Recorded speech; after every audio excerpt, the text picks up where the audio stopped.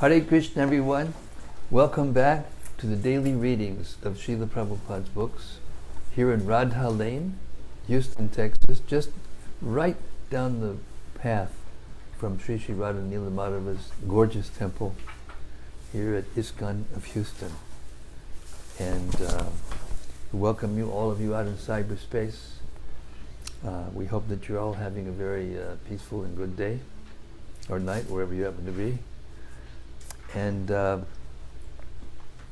okay, we reached the 5th canto of the Srimad-Bhagavatam, the transcendental teachings of Jada, which are some of the favorite pastimes of Srila Prabhupada, especially because it was all about preaching the basics of Krishna consciousness.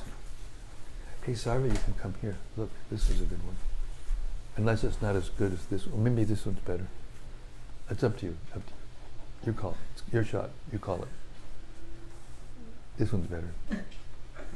For the body. That one's better for the body. Hare Krishna. Okay.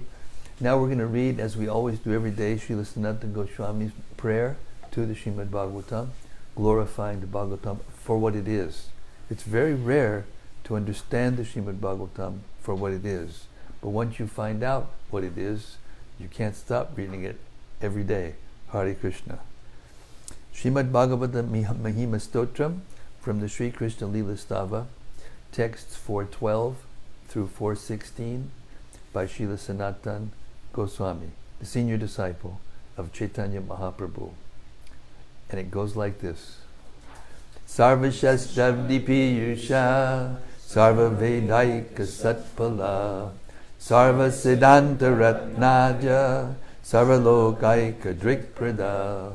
O nectar from the ocean of all scriptures, singular fruit of all the Vedas, rich mine of the precious gems of all conclusive truths, you are the only giver of sight to all the worlds. Sarva Bhagavata Prana Srimad Bhagavata Prabhu Kalidwan Nuditaditya Shri Krishna Parivartita. O life air of all the Supreme Lord's devotees, O Master Srimad Bhagavatam, you are the sun risen in the darkness of Kali. You are the exact image of Sri Krishna. Paramananda Pataya Prema Varshakshadayate Sarvada Sarvasevyaya Shri Krishnaya Namostume.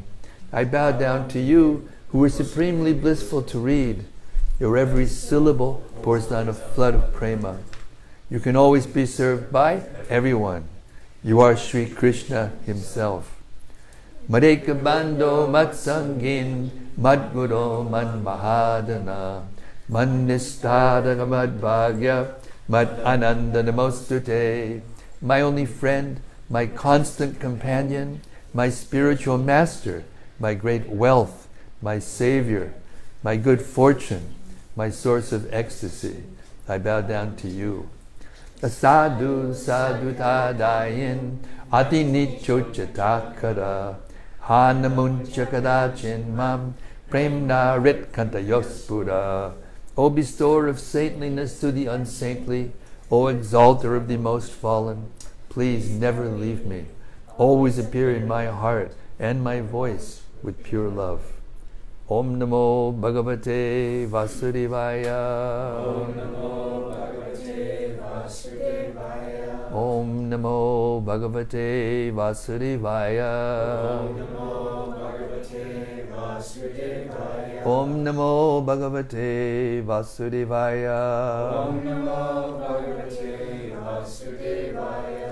Okay, Jada, he was acting like a dumb and dull and deaf man, and all of a sudden, when he got criticized by Rahugana, King Rahugana, for not carrying his palanquin properly, he opened his mouth, and a stream of nectar flowed out. And we found out that he wasn't actually deaf and dumb after all. He was the most elevated spiritual personality. So you can't always judge a book by its cover. Hare Krishna. So now he's enlightening King Rahugana. Canto 5, Chapter 11, starting with text 7. The mind makes the living entity within this material world wander through different species of life, and thus the living entity experiences mundane affairs in different forms as a human being, demigod, fat person, skinny person, and so forth.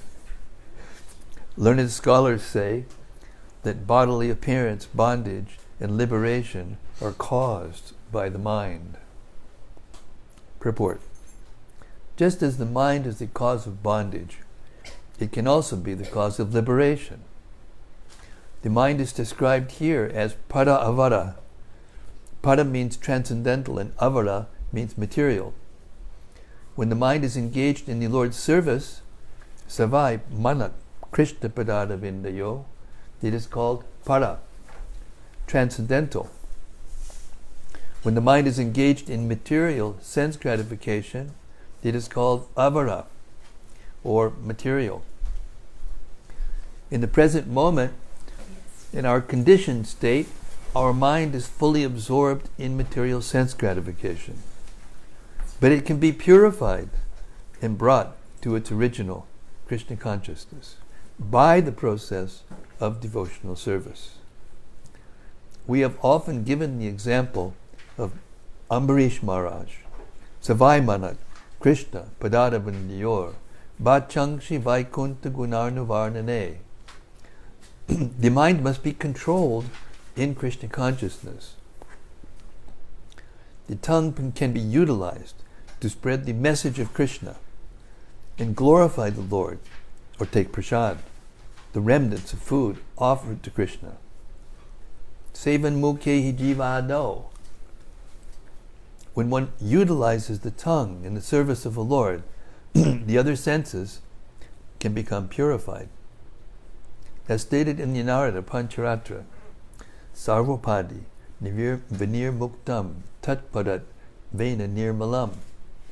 When the mind and senses are purified, one's total existence is purified. And one's designations are also purified. One no longer considers himself a human being, a demigod, cat, dog, Hindu, Muslim, and so forth. When the senses and mind are purified, one is fully engaged in Krishna's service. When the mind and when the senses and mind are purified, and one is fully engaged in Krishna's service, one can be liberated and return home, back to Godhead. Text 8. When the living entity's mind becomes absorbed in the sense gratification of the material world, it brings about his conditioned life and suffering within the material situation. However, when the mind becomes unattached to material enjoyment, it becomes the cause of liberation. When the flame in a lamp burns the wick improperly, the lamp is blackened. But when the lamp is filled with ghee and is burning properly, there is bright illumination. Similarly, when the mind is absorbed in material sense gratification, it causes suffering. And when detached from material sense gratification, it brings about the original brightness of Krishna consciousness. Purport. It is therefore concluded that the mind is the cause of material existence and liberation also. Everyone is suffering in this material world because of the mind. It is therefore proper to train the mind, or to cleanse the mind from material attachment and engage it fully in the Lord's service. This is called spiritual engagement. As confirmed in Bhagavad Gita, Mam chayo vyabhicharena bhakti yogena sevate sagunan samati jaitan brahmabhuyaya kalpate. One who engages in full devotional service who does not fall down in any circumstance, at once transcends the modes of material nature and thus comes to the level of Brahman. Bhagavad Gita 14:26. We should engage the mind fully in Krishna conscious activities. Then it will be the cause of our liberation, for our returning home back to Godhead. However, if we keep the mind engaged in material activities for sense gratification, it will cause continuous bondage and will make us remain in this material world in different bodies, suffering the consequences of our different actions. Text 9. There are 5 working senses and 5 knowledge-acquiring senses. There is also the false ego. In this way, there are 11 items for the mind's functions. O hero, the objects of the senses, such as sound and touch, the organic activities, such as evacuation, and the different types of bodies, society, friendship, and personality, are considered by learned scholars the fields of activity for the functions of the mind. Purport. Hari Bol. Hare Krishna. Hare Krishna. The mind is the controller of the 5 knowledge-acquiring senses and the 5 working senses. Each sense has its particular field of activity. In all cases, the mind is the controller or owner. By the false ego, one thinks oneself the body and thinks in terms of my body, my house, my family, my society, my nation, and so on. These false identifications are due to the expansions of the false ego. Thus one thinks that he is this or that. Thus the living entity becomes entangled in material existence. Text 10. Sound, touch, form, taste, and smell are the objects of the 5 knowledge-acquiring senses. Speech, touch, movement, evacuation, and sexual intercourse are the objects of the working senses. Besides this, there is another conception by which one thinks, this is my body, this is my society, this is my family, and this is my nation, and so forth. This 11th function of the mind is called the false ego. According to some philosophers, this is the 12th function, and its field of activity is the body. Purport. There are different objects for the 11 items. Through the nose we smell, by the eyes we can see, by the ears we can hear, and in this way we gather knowledge. Similarly, there are the karmendriyas, the working senses, the hands, legs, genitals, rectum, mouth, and so forth. When the false ego expands, it makes one think, this is my body, family, society, country, etc. Text 11. This is revolutionary.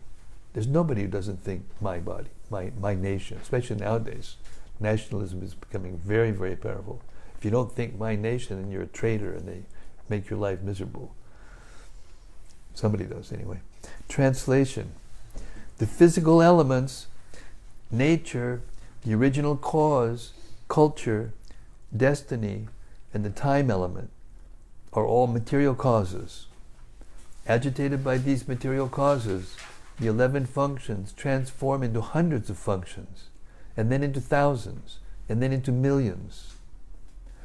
But all these transformations do not take place automatically by mutual combination. Rather, they are under the direction of the Supreme Personality of Godhead. Purport.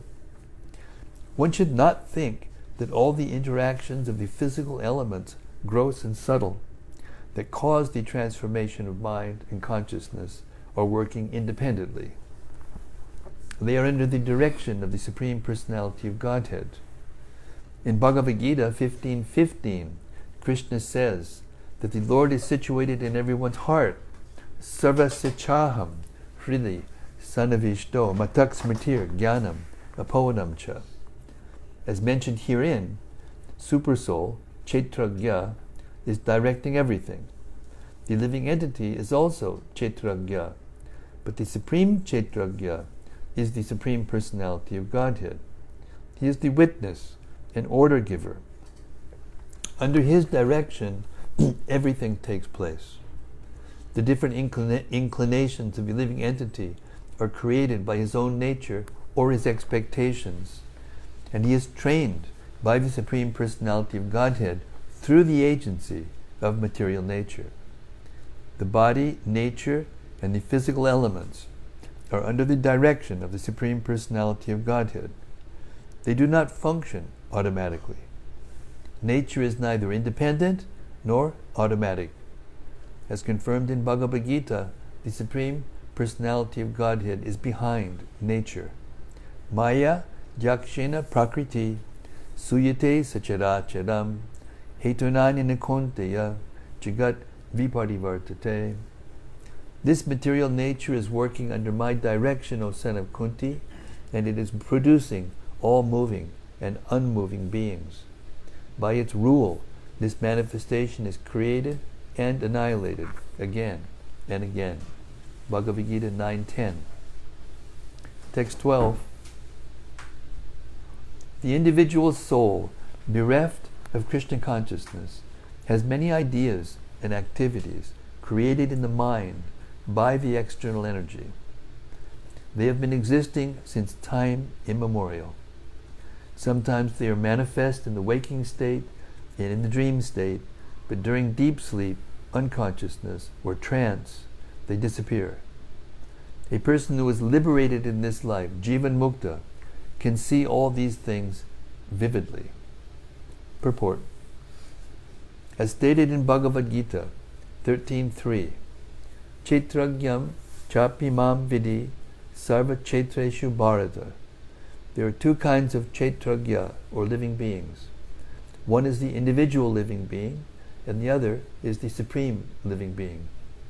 The ordinary living being knows about his body to some extent, but the supreme Paramatma knows the condition of all bodies.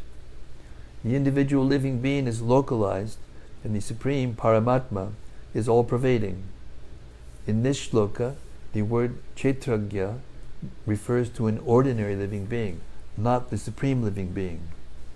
This ordinary living being is of two kinds, Nitya Buddha or Nitya Mukta. One is eternally conditioned, and the other eternally liberated. The eternally liberated living beings are in the Vaikuntha, Jagat, the spiritual world, and they never fall into the material world.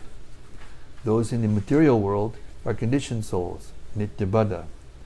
The Nitya Buddhas can become liberated by controlling the mind, because the cause of conditioned life is the mind. When the mind is trained and the soul is not under the mind's control, the soul can be liberated even in this material world. When it is liberated, one is called Jivan Mukta. A Jivan Mukta knows how he has become conditioned. Therefore, he tries to purify himself and return home, back to Godhead. The eternally conditioned soul is eternally conditioned because he is controlled by the mind. The conditioned state and liberated state are compared to the sleeping, unconscious state and the awakened state. Those who are sleeping and unconscious are eternally conditioned, but those who are awake understand that they are eternally part and parcel of the Supreme Personality of Godhead, Krishna. Therefore, even in this material world, they engage in Krishna's service. As confirmed by Srila Rupa Goswami, Iha yasya harer dasye. If one takes to Krishna's service, he is liberated, even though he appears to be a conditioned soul within the material world.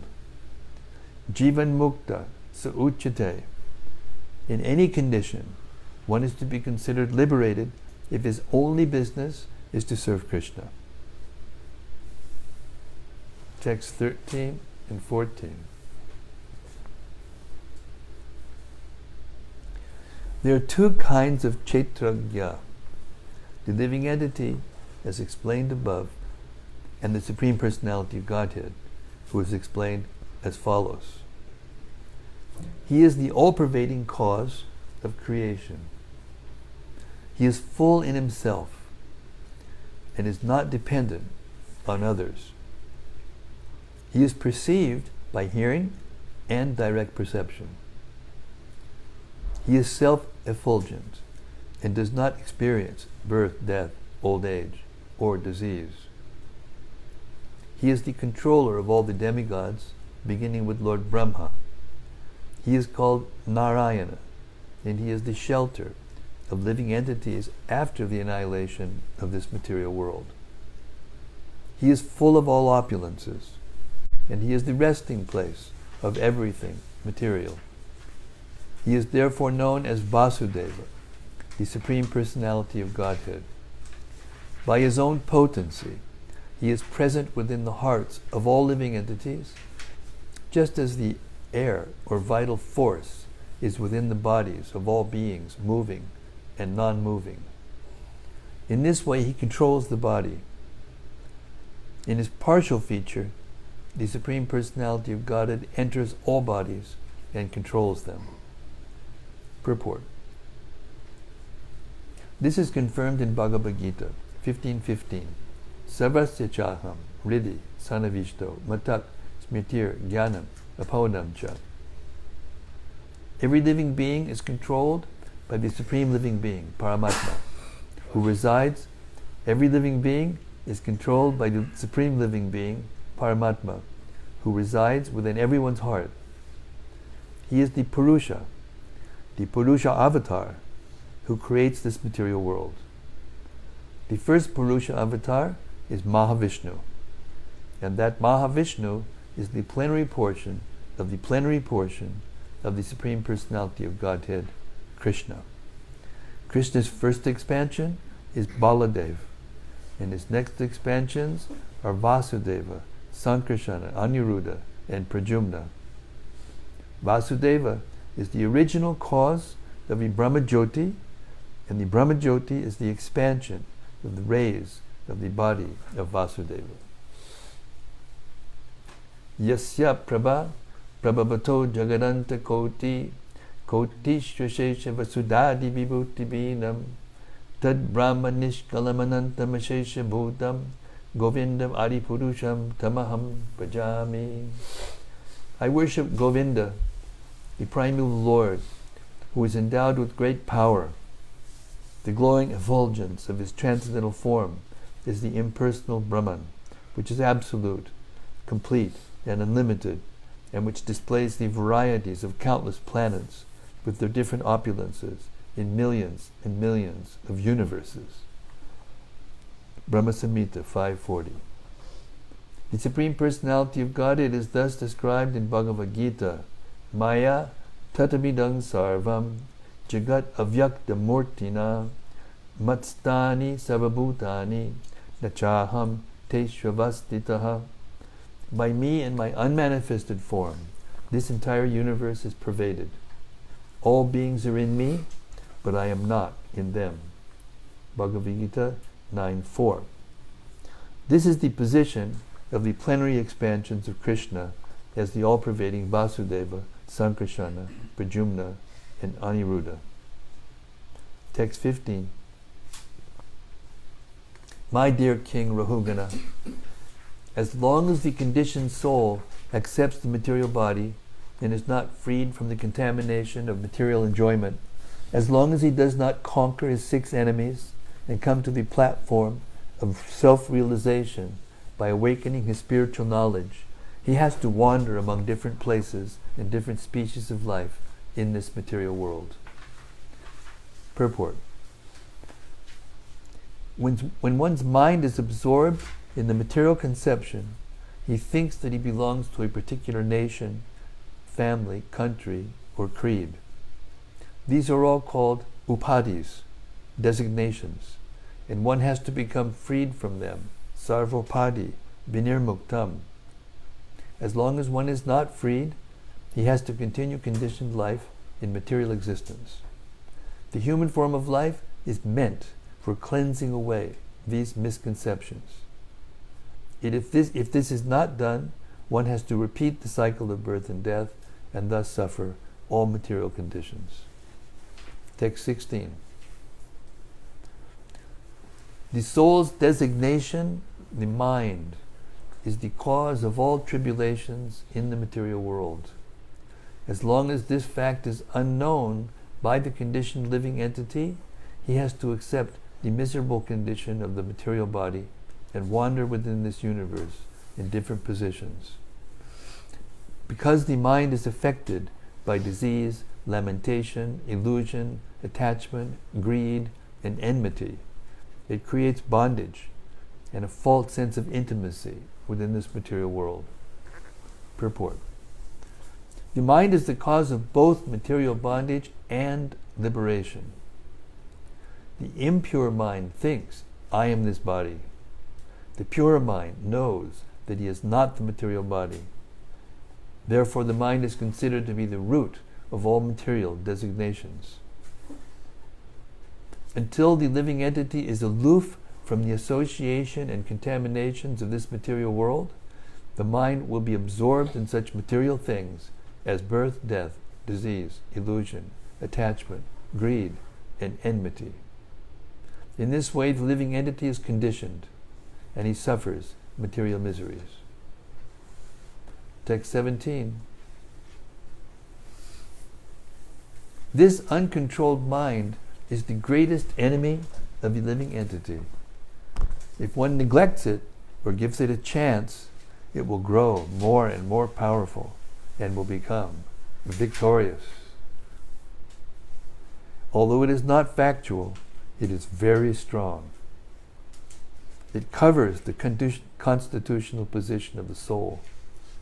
O King, please try to conquer this mind by the weapon of service to the lotus feet of the spiritual master and of the Supreme Personality of Godhead. Do this with great care. Purport. There is one easy weapon with which the mind can be conquered: disobedience. This is classic. Okay, I got to read that again. Somebody just coming in the door. Oh, great! I can just be disobedient to everyone, and I'm cool. I'm liberated. No, no. But that's what we want to hear, right? So that when we hear that, we go, oh yeah, I like that. All the stuff we heard before was going, disobedience? Yeah, that sounds great. Let those who have ears hear. Purport. There is one easy weapon with which the mind can be conquered: disobedience. The mind is always telling us to do this or that.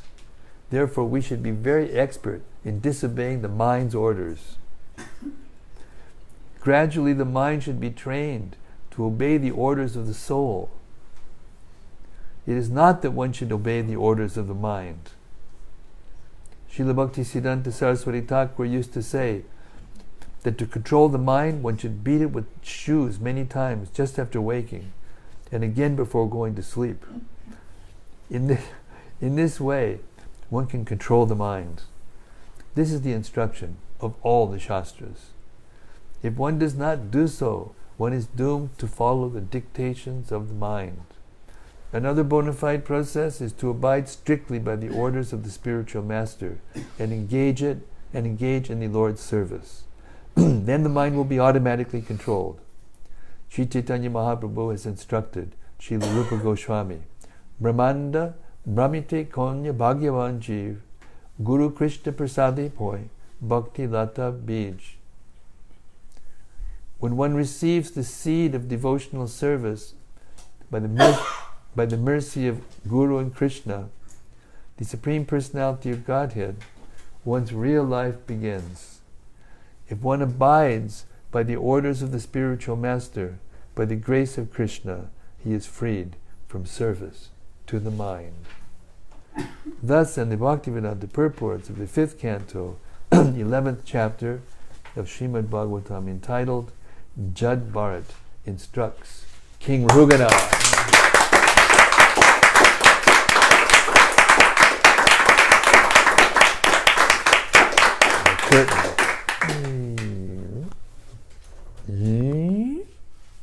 we're on another act.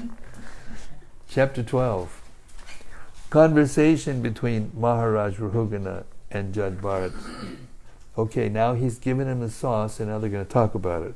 That's kind of like when we read, then we have our reflections. So this is the process. Okay, this is a summary of the chapter.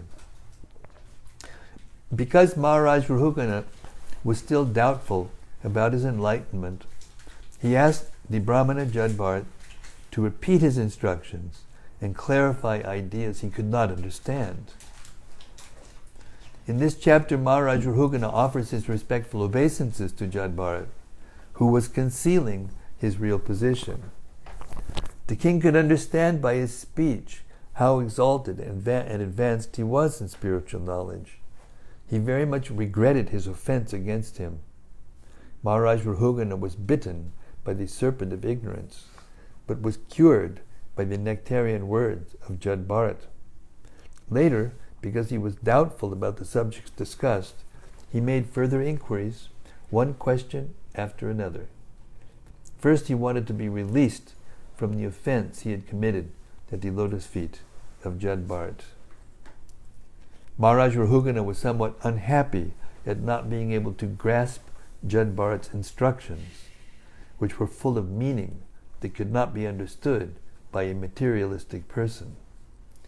Therefore, Jada Bharata repeated his instructions more clearly. He said that on the surface of the globe, all living entities, moving and unmoving, were but transformations of the earth in different ways. The king was very proud of his king's body, but that body was simply another transformation of the earth. Out of his false prestige, the king was misbehaving toward the palanquin carrier as a master toward a servant, and he was actually very unkind to other living entities. Consequently, King Rahugana was unfit to give protection to the citizens, and because he was ignorant, he was unfit to be counted among advanced philosophers. Everything in the material world is but a transformation of the earth, although things have different names according to their transformations. Actually, the varieties are one and the same, and ultimately, all these varieties are vanquished into atoms. Nothing is permanent in this material world. The variety of things and their distinctions are simply mental concoctions. The absolute truth is beyond illusion and is manifest in three features: impersonal Brahman, localized Paramatma, and the Supreme Personality of Godhead. Ultimate realization of the absolute truth is the Supreme Personality of Godhead, called Vasudeva by his devotees. Unless one is blessed with the dust from the feet of a pure devotee on his head, one cannot possibly become a devotee of the Supreme Personality of Godhead. Jada Bharata also told about his own previous birth and informed the king that by the grace of the Lord he still remembered all the incidents of his past life. Due to the activities of his past life, Jada Bharata was being very cautious and was therefore assuming the characteristics of a deaf and dumb man to avoid mingling with the material world. Association with the material modes of nature is very powerful. The bad association of materialistic men can be avoided only in the association of devotees. In the association of devotees, one is given an opportunity to render devotional service in 9 different ways: Shravanam, Kirtanam, Vishnu, Smaranam, Padasevanam, Archanam, Vandanam, Dasyam, Sakyam, Atma, Nivedanam. In this way, in the association of devotees, one can pass over material association, cross over the ocean of nations, and return home, back to Godhead. Text 1. King Rahugana said, "O most exalted personality, you are not different from the Supreme Personality of Godhead. By the influence of your true self, all kinds of contradiction in the Shastras have been removed. In the dress of a friend of a Brahmana, you are hiding your transcendental blissful position. I offer my respectful obeisances unto you. Purport. From the Brahma Samhita, we understand that the Supreme Personality of Godhead is the cause of all causes. His son, Bharat Maharaj, who was now acting as the Brahmana Jad Bharat, had received his body from the cause of all causes. Therefore, he is addressed as Karana Vigrahaya. Text 2. O best of the Brahmanas, my body is filled with dirty things, and my vision has been bitten by the serpent of pride. Due to my material conceptions, I am diseased. Your nectarian instructions are the proper medicine for one suffering from such a fever, and they are cooling waters for one scorched by the heat. Purport. We'll see you later. Hare Krishna. The conditioned soul has a body full of dirty things, bones, blood, urine, stool, and so forth. Nonetheless, the most intelligent men in this material world think they are these combinations of blood, bone, urine, and stool. If this is so, why can't other intelligent men be made with these ingredients, which are so readily available? The entire world is going on under the bodily conception and creating a hellish condition unfit for any gentleman's living. The instructions given to King Rahugana by Jad Bharat are very valuable. They are like the medicine that can save one from a snake bite. The Vedic instructions are like nectar in cool water for one suffering from scorching heat. Text 3. We're in Houston, it's getting ready to heat up now. We've had a lot of cold and rain and this and that. Now it's going to heat up. Translation. Whatever doubts I have about a particular subject matter, I shall ask you about later. For the time being, these mysterious yoga instructions you have given me for self-realization appear very difficult to understand. Please repeat them in a simple way so that I can understand them. My mind is very inquisitive, and I want to understand this clearly. You remember when we were kids, before we had sex? Remember? Anybody? Okay. We were lying on our back, looking up at the sky, and wondering. Stayed overnight with your friend, out at night on the lawn, looking up. Wow, I wonder what those stars are. I wonder what's going on, This is the natural inclination of a human being. The animals can't do that. They can't wonder and ask and inquire, what's going on here? What am I? What is this? What's that?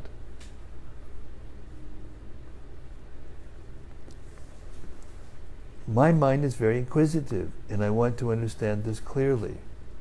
So once we've come to after puberty, and our mind starts to think all other kinds of things, and our body starts screaming out for all other kinds of things, we kind of forget that basic, simple truths, questions.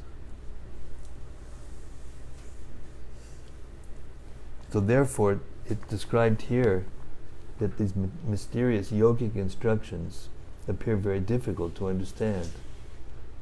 They aren't actually difficult to understand. Purport. The Vedic literature instructs, Tasmat Gurum Prapadyeta Jigyasu Shreya Uttamam.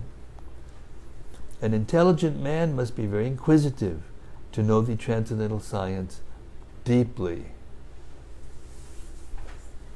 Therefore, one must approach a guru, a spiritual master. Although Jad Bharat explained everything to Maharaj Rahugana, it appears that his intelligence was not perfect enough to understand clearly. He therefore requested a further explanation. As stated in Bhagavad Gita 4:34, Tadvidi panipatena pariprashnena sevaya. The student must approach a spiritual master and surrender unto him fully, panipatina. He must also question him in order to understand his instructions. Pariprashnena. One should not only surrender to the spiritual master, but also render loving service unto him, sevaya, so that the spiritual master will be pleased with the student and explain the transcendental subject matter more clearly. A challenging spirit before the spiritual master should be avoided if one at all is at all interested in learning the Vedic instructions in depth. Text 4. Remember how it said before, the mind?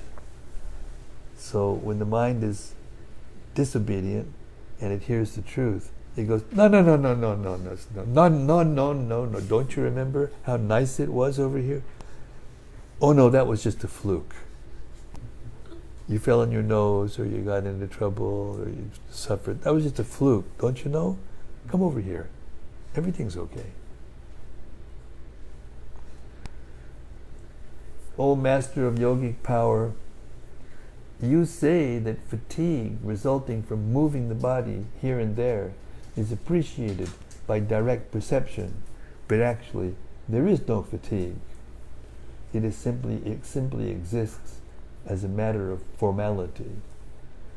By such inquiries and answers, no one can come to the conclusion of the absolute truth, because of your presentation of this statement, my mind is a little disturbed. So now the book is actually telling you what you're thinking in the mind after what you just heard. This is so transcendental. Purport.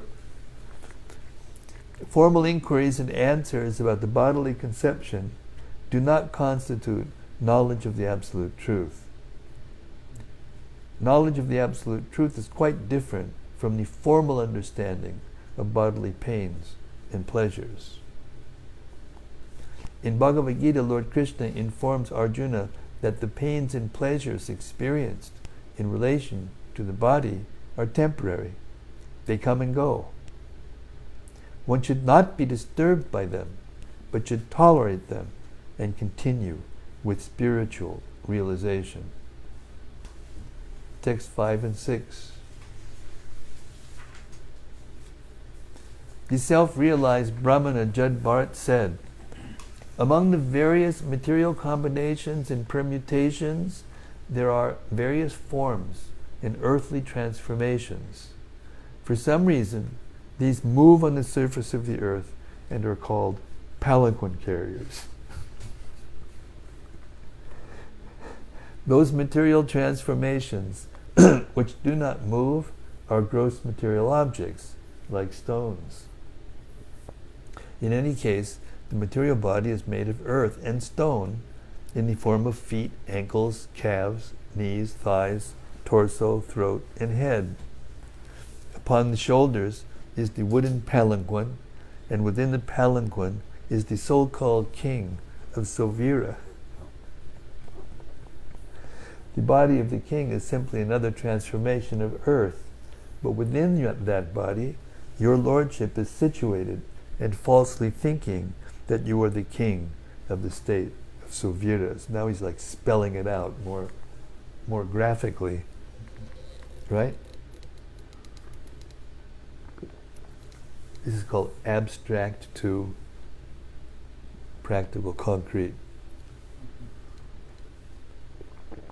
Real philosophy goes from abstract to more concrete and more concrete until you can see things as they are for yourself, through this knowledge.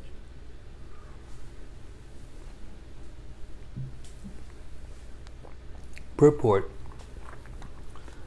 After analyzing the material bodies of the palanquin carrier and the palanquin passenger, Jada Bharat concludes that the real living force is the living entity. The living entity is the offshoot or offspring of Lord Vishnu. Therefore, within this material world, among moving and non-moving things, the real principle is Lord Vishnu. Due to his presence, everything is working, and there are actions and reactions. One who understands Lord Vishnu as the original cause of everything is to be understood to be perfectly situated in knowledge. Although he was falsely proud of being a king, King Rahugana was not really situated in knowledge. Therefore, he was rebuking the palanquin carriers, including the self-realized Brahmana, Jada Bharat.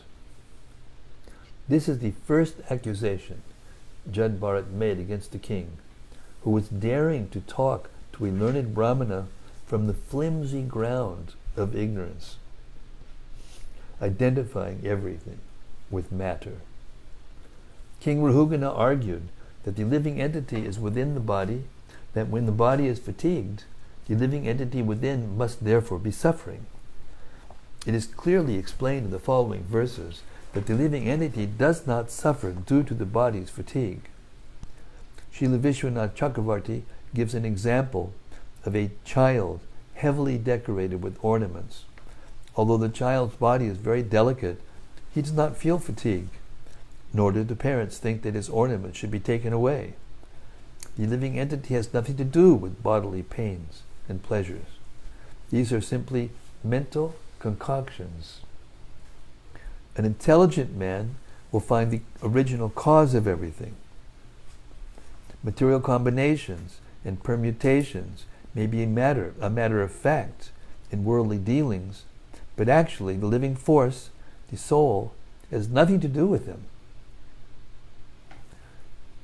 Those who are materially upset take care of the body and manufacture Daridra Narayan, poor Narayan. However, it is not a fact that the soul or supersoul becomes poor simply because the body is poor.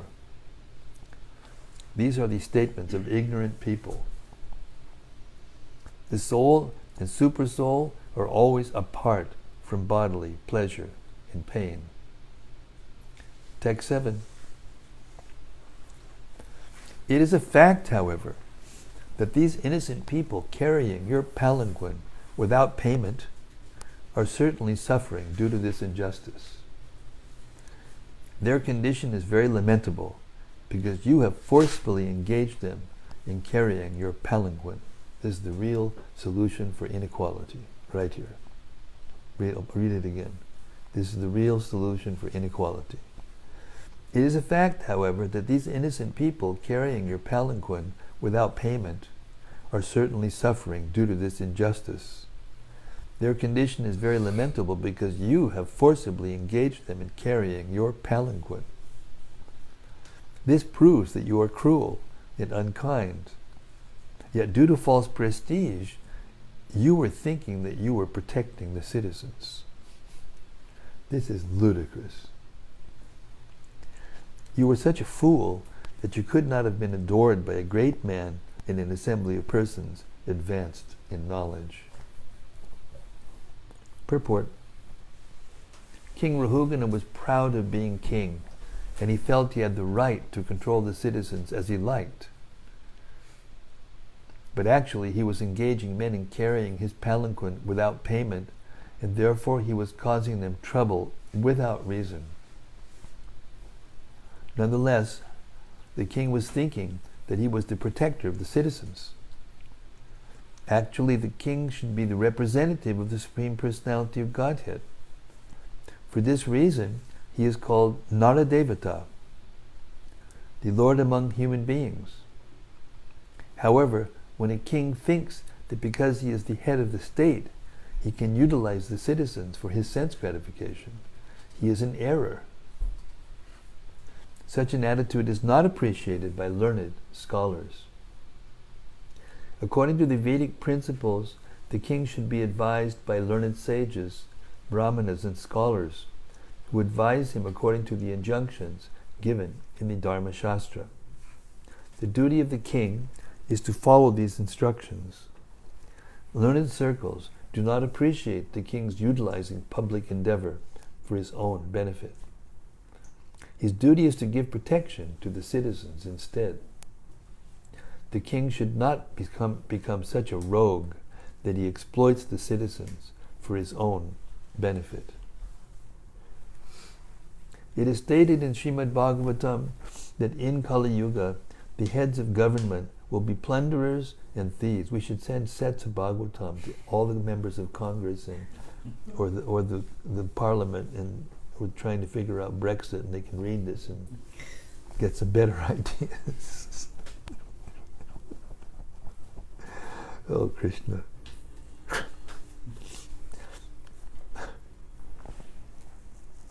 It is stated in the Srimad-Bhagavatam that in Kali Yuga, the heads of government will be plunderers and thieves. These thieves and plunderers take the money and property of the public by force or connivance. Therefore it is said in Srimad-Bhagavatam, Rajanaya, Nirgrinaya, Dasu Dharma Bihi. As Kali Yuga advances, we can see that these characteristics are already visible. We can certainly imagine how deteriorated human civilization will be by the end of Kali Yuga. That's 427,000 years from now. Indeed, there will no longer be a sane man capable of understanding God and our relationship with Him. In other words, human beings will be just like animals. At that time, in order to reform human society, Krishna will come in the form of the Kalki avatar. His business will be to kill all the atheist kings, because ultimately the real protector is Vishnu, or Krishna. The Lord incarnates and sets things in order when things are mismanaged by the so-called kings and heads of government. As Krishna says in Bhagavad Gita, Yada yada hi dharmasya glanir bhavati Bharata. Of course, this takes many years, but the principle is there. When the king or governmental head does not follow the proper principles, nature deals out the punishments in the form of war, in the forms of war, famine, and so on. Therefore, the governmental head is not aware of life's goal. He should not take charge of ruling the people. Actually, the supreme proprietor of everything is Lord Vishnu. He is the maintainer of everyone. The king, the father, and the guardian are simply representatives of Lord Vishnu, empowered by him to look after the management and maintain things. It is therefore the duty of the head of the state to maintain the general populace in such a way that people will ultimately know the goal of life. Nate vidu swartakatim hi Vishnum. Unfortunately, the foolish governmental head and the general populace do not know that the ultimate goal of life is to understand and approach Lord Vishnu. Without this knowledge, everyone is in ignorance, and all society is crowded with cheaters and cheated. Hare Krishna. So we'll stop the reading here. Jad Bharat Ki Jai. Sobering knowledge. Okay.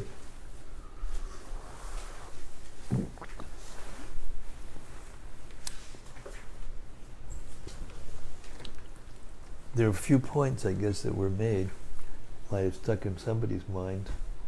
You might want to either hear more about it or reflect or inquire, whatever.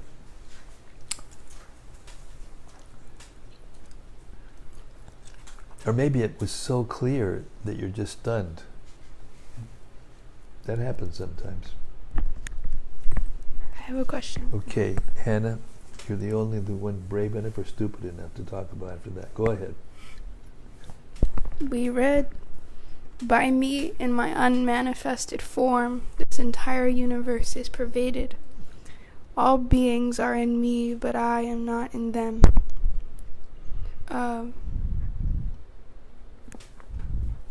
Can you explain this more? Certainly.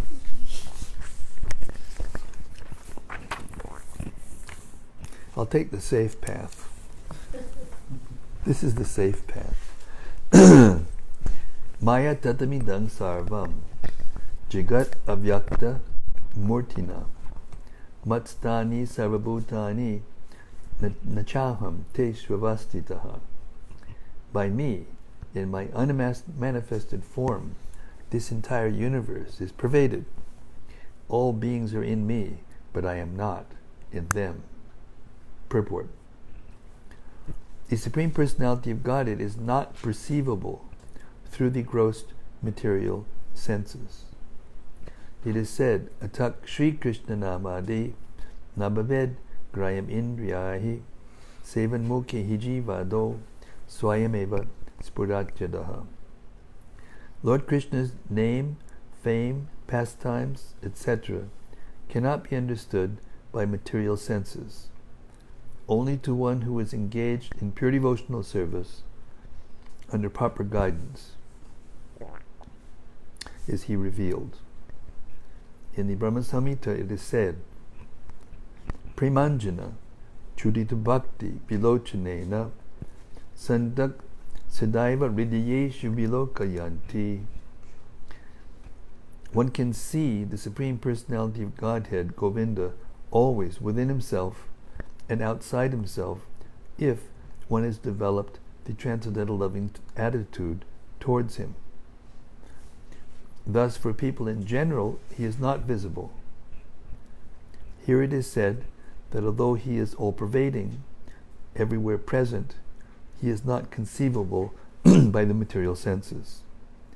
This is indicated here by the word abhyakta murtina. But actually, although we cannot see him, everything is resting in him. As we have discussed in the 7th chapter, the entire material cosmic manifestation is only a combination of his two different energies, the superior, spiritual energy, and the inferior, material energy. Just as the sunshine is spread all over the universe, the energy of the Lord is spread all over the creation, and everything is resting in that energy. Yet one should not conclude that because he is spread all over, he has lost his personal existence. To refute such an argument, the Lord says, I am everywhere, and everything is in me, but still I am aloof. For example, a king heads a government which is but the manifestation of the king's energy. The different governmental departments are nothing but the energies of the king, and each department is resting on the king's power. But still, one cannot expect the king to be present in every department personally. That is a crude example. Similarly, all the manifestations that we see and everything that exists, both in this material world and in the spiritual world, are resting on the energy of the Supreme Personality of Godhead. The creation takes place by the diffusion of his different energies, and as stated in the Bhagavad Gita, Vishtabhyaham idam kritsnam, he is everywhere present by his personal representation, the diffusion of his different energies. Nachamatstani bhutani pashyame yogamaishvaram bhuta brinacha bhutasto mamatma bhuta bhavana. And yet everything that is created does not rest in me. Behold my mystic opulence. Although I am the maintainer of all living entities, and although I am everywhere, I am not a part of this cosmic manifestation, for myself is the very source of creation. Purport. The Lord says that everything is resting on him. Matstani sarvabhutani. This should not be misunderstood. The Lord is not directly concerned with the maintenance and sustenance of this material manifestation. Sometimes we see a picture of Atlas holding the globe on his shoulders. He seems to be very tired, holding this great earthly planet. Such an image should not be entertained in connection with Krishna's upholding this created universe. He says that although everything is resting on him, he is aloof. The planetary systems are floating in space, and this space is the energy of the Supreme Lord. But he is different from space. He is differently situated. Therefore, the Lord says, although they are situated on my inconceivable energy, as the Supreme Personality of Godhead, I am aloof from them. This is the inconceivable opulence of the Lord. In the Nirukti Vedic dictionary, it is said, Yujite tena durgateshu karyeshu. The Supreme Lord is performing inconceivably wonderful pastimes, displaying his energy. His person is full of different potent energies, and his determination is itself actual fact. In this way, the personality of Godhead is to be understood. We may think of doing something, but there are so many impediments. Is it true or not? Is it? Isn't it? And sometimes it is not possible to do as we like. But when Krishna wants to do something, simply by his willing, everything is performed so perfectly that one cannot imagine how it is being done. The Lord explains this fact. Although he is the maintainer and sustainer of the entire material manifestation, he does not touch this material manifestation. Simply by his supreme will, everything is created, everything is sustained, everything is maintained, and everything is annihilated. There is no difference between his mind and himself, as there is difference between ourselves and our present material mind. Because he is absolute spirit. Simultaneously, the Lord is present in everything, yet the common man cannot understand how he is also present personally. He is different from this material manifestation, yet everything is resting on him. This is explained here as Yogam Aishwaram, the mystic power of the Supreme Personality of Godhead. So we know that it's possible for a person with creative potency and energy to maintain an establishment or government or whatever without being present every single place. So if a tiny, insignificant living entity has that kind of potency, what kind of potency does the Supreme Being have?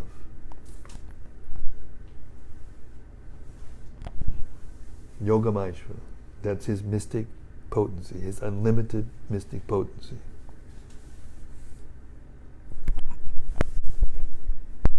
And there's a few verses after that that explain it even more deeply, but we don't have time. But you can read them. 9th chapter, beginning with text 4. Can I ask one more question in connection? Yeah, sure. We also read, the ordinary living being knows about his body to some extent, but the Supreme Paramatma knows the condition of all bodies. So, Krishna knows the condition of everybody, but what happens when he tries to know himself? He keeps expanding. He's expanding all the time. He's unlimited. We're limited. The question is, can Krishna create a weight that he can't lift? That's a gotcha question. Gotcha, Krishna. Can you or can't you?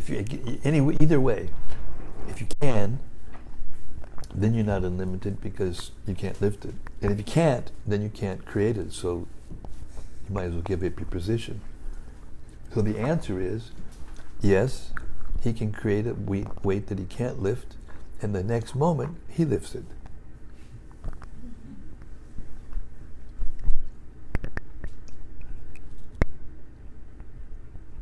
Because he's supreme.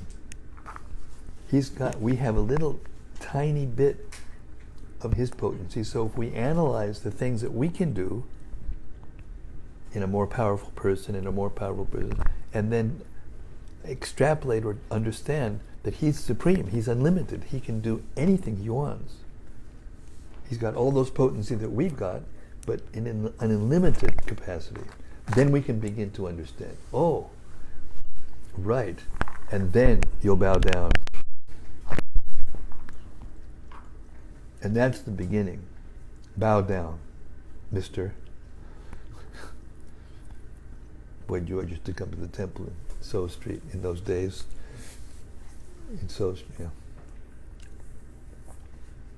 But then, when we do that properly, and we please the spiritual master and Krishna, then from inside the heart, the import of this knowledge that we're speaking about now, it becomes revealed.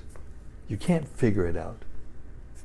You can't just figure it out, because we're infinitesimal, and the absolute truth is unlimited. Therefore, the process is first of all to surrender, and then to hear. Then you can get it. If you try to figure it out, before you surrender, and before you can hear, then you just become more and more and more confused, and you can't understand Krishna, and therefore you can't accept him, and therefore you keep running around the material world, in all the different kinds of bodies, trying to figure out how to have a good time. And it never works out, ever. Absolutely.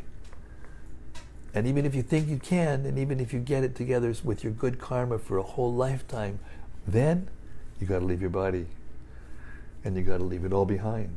But no, yes. So the devotee realizes Krishna by surrender and service, and the non-devotee realizes Krishna at death. But not in such a way as he can come back to Krishna and play with him.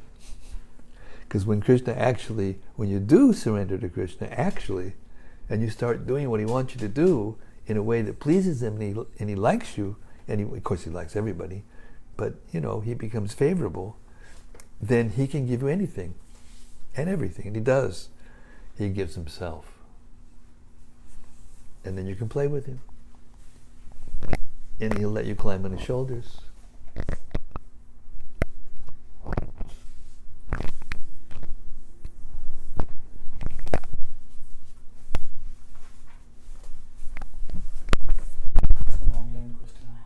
Okay. The first one is from Jai Shri Devidasi. Jai Shri, thank you so much, Jai Shri, for that lovely, lovely letter that you wrote me. And the lozenges you gave me. See, they're inside this case, but offered to your Gordon deities. It's causing me, it's like got in my tongue, and I'm saying something nice because you offered them to Lord Chaitanya, and then you offered them to me. Thank you very much. Hare Krishna. We read, the living entity has nothing to do with bodily pains and pleasures. These are simply mental concoctions. 5:12. 5-6. However, bodily discomfort does affect us to a very significant extent, and we have to spend so much time looking after the physical body. So how to deal with this physical suffering in a positive way? Your servant, Jai Shri Devidasi. Well, the first thing is to become convinced by hearing from Krishna, as we did today, that the body is not ours. The body belongs to Krishna. Sanatana Goswami when he was traveling to Jagannath Puri to see Lord Chaitanya, he contacted some bad water in the forest, and he got itching sores all over his body, literally. Wet itching sores all over his body. And finally, when he got to Jagannath Puri and Lord Chaitanya saw him, he said, "Oh, Sanatana," and he went over and grabbed him and embraced him. And the itching sores, the oozed onto the body of the Lord.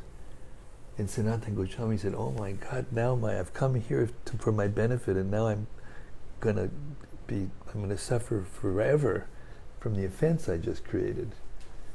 And so every time the Lord came to see him, because he would come to see him every day because he was very dear to the Lord, he and Haridas Thakur were staying in this little thatched hut within the vision of the chakra of the Jagannath temple. And every time he would go to the Lord, Sanatana Goswami would say, "Please, Lord, don't touch me," and he would run away, and Lord Chaitanya would grab him and hug him. And he became so unhappy. Hare Krishna, Hari Bol, Jai. He became so unhappy that he decided to commit suicide. He said, "Okay, if I die seeing the Lord face to face, then I'll become perfect, and I'll be relieved from my suffering. Everything will be cool." So he made this plan at the Rath Yatra festival that when the Rath cart's coming by, he'll just jump in front of the Rath cart right when Lord Chaitanya was having kirtan, and he was going to look at the face of the Lord and jump under the thing, and then everything will be perfect. And he thought, this is a great plan. So then, the next time he saw Lord Chaitanya, the first thing he said to him was, he said, "Sanatan, if I could get liberation or go back to Krishna by committing suicide, I would commit suicide hundreds of times. Unfortunately, it doesn't work like that. And aside from that, from what you've told me, you surrendered to me. And you now your body belongs to me. That's what you said. So what are you doing? Taking back what you've given to me and using it like this. I have things I want to do through this body, through your body."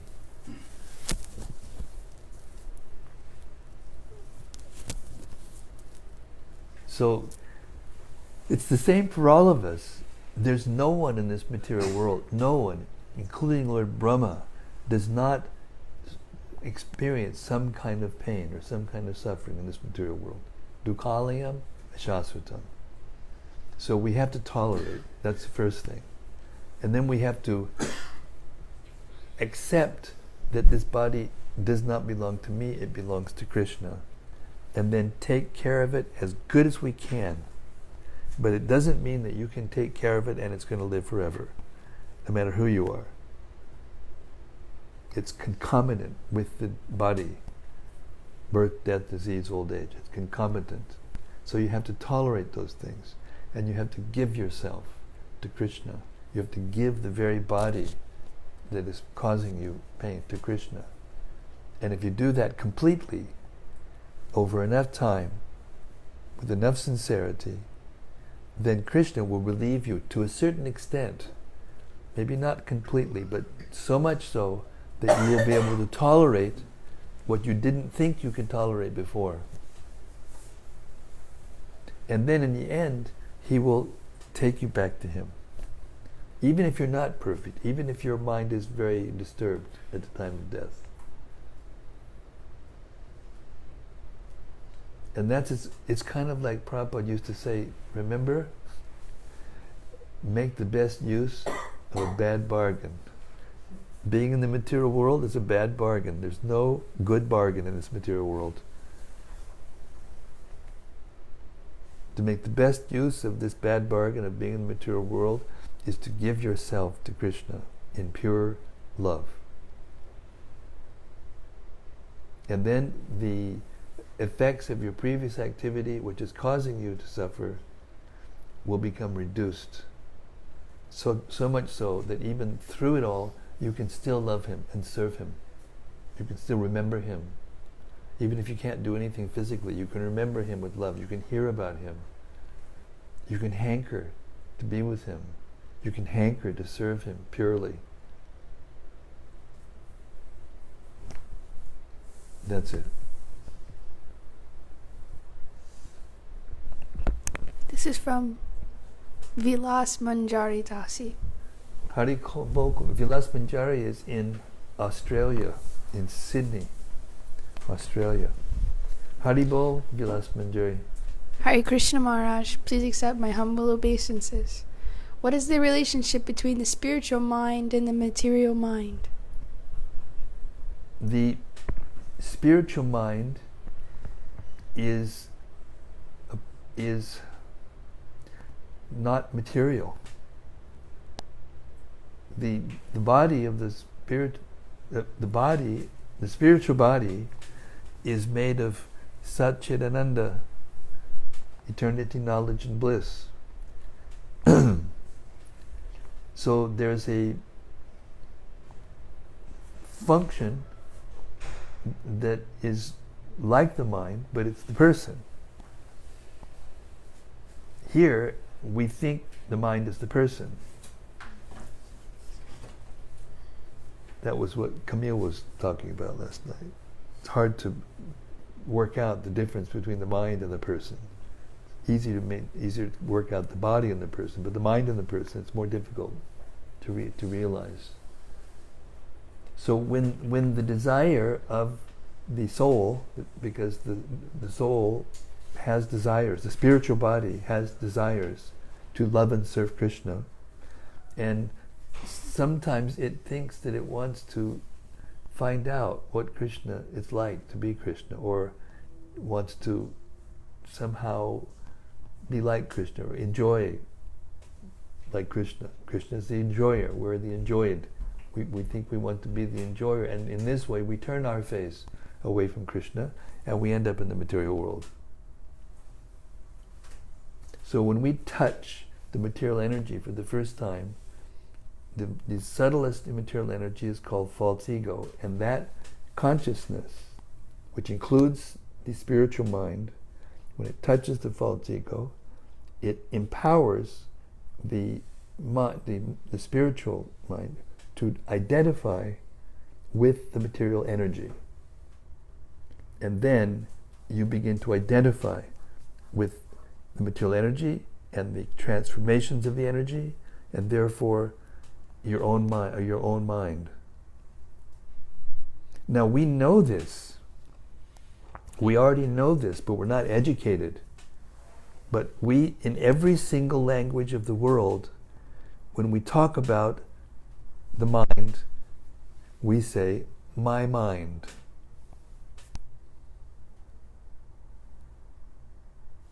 Who here says, I mind? Anyone? When we talk about the mind, does anybody say, I mind in any language of the world? We say, my mind. Therefore, we're acknowledging through our language the truth that the mind and us are something separate. Like this is my cup. Cup's over here, I'm over here. So because it's very intimately related and it seems to be mixed and merged, it's hard to understand. But the language tells us, my mind. We're different from the mind. So that original consciousness that is mind and the senses and everything, but not material, but spiritual, when it identifies with the material energy, it becomes distorted. Therefore, and the material mind and intelligence and senses and all those things become activated by the consciousness that's emanating from the soul within the heart. The body, including the mind, is inert energy. It's material energy. It's the separated energy of Krishna. And the soul is conscious, is internal or spiritual energy. And the material world is a combination of the material and the spiritual energy. But the spiritual world, there's no material energy. Everything is purely spiritual. And the senses and all those different things.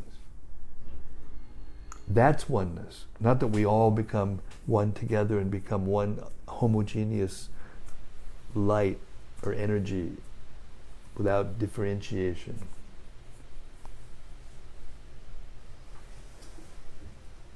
That's a little complex explanation, but it has to be understood like that. We have to understand it clearly. It's a science, it's a spiritual science, and we have to study it, try to understand it, study it, try to understand it, ask questions, remove doubts. That's the purpose of the spiritual master. The spiritual master is the professor of the Shastras. And the Shastras are the textbook of the science. And the sadhus are the ones who are following the textbook.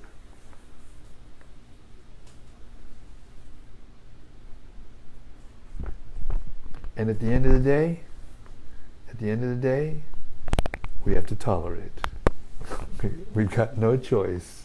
So you might as well tolerate in happiness rather than tolerate in misery. That's the difference. I have another online question. Yes, go ahead. From Vrindavaneshwari Devidasi. Vrindavaneshwari, Hare Krishna. Boy, she sent me a letter. Her and Krishna Katha, this whole far out thing happened to them. They wanted to get close to ISV, and they had to get jobs close by, and there were none. And ISV is in the heart of the most expensive place in the world to live, And one thing led to another, and one of them got the job close by, and the other one gave up a job that was farther away, and the next day got a job close by, and then there were no place for them to park their what do they call that? Yeah, huh? Mobile home, not mobile home. It's a trailer. RV. Yeah, RV.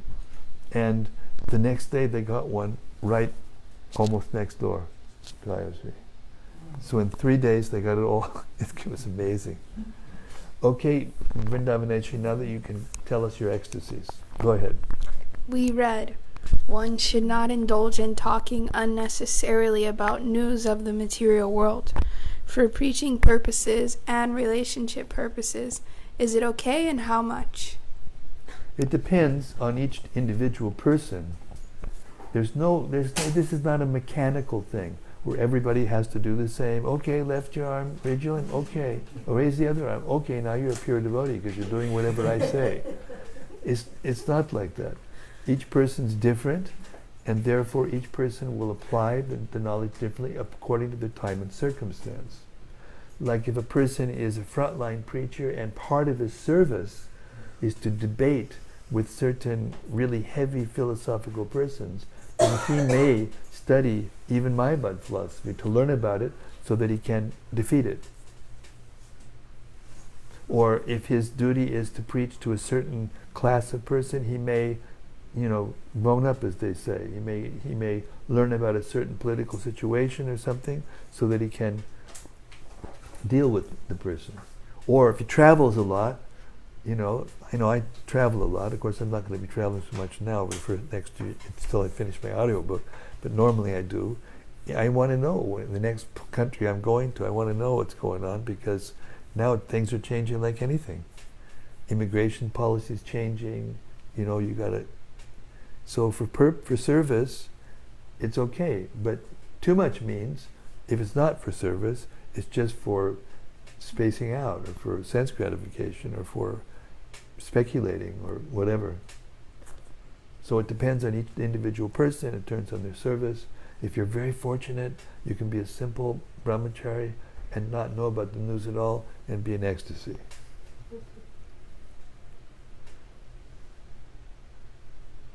There's one purport, and when Prabhupada said, at the time of writing this, we have a conflict between our friends, China and India, and he gives a little outline of it, and saying, and they're before they were friends, and now they're enemies, which means nothing, and what they're fighting over is a piece of property, but no one can live in anyway.